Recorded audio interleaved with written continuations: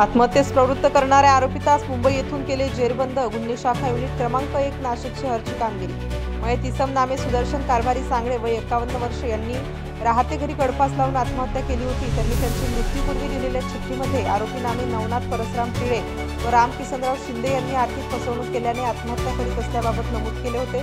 त्यावरून दोन्ही इसमांविरुद्ध आत्महत्येस प्रवृत्त केल्याप्रकरणी पंचवटी पोलीस ठाणे येथे गुन्हा दाखल आहे।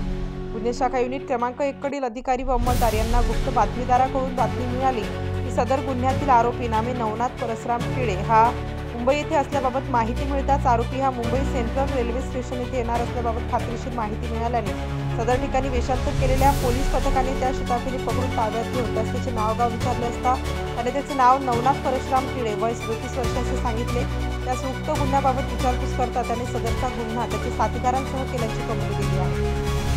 नमूद आरोपितास पुढील कारवाई कामी पंचवटी पोलीस ठाणे नाशिक शहर यांच्या ताब्यात देण्यात आले आहे।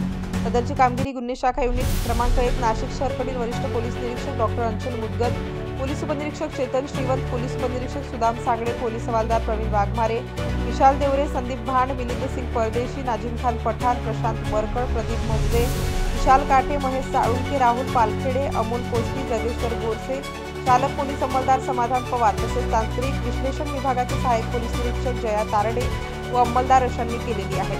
स्टार न्यूजसाठी मोहसिन पठाण, नाशिक।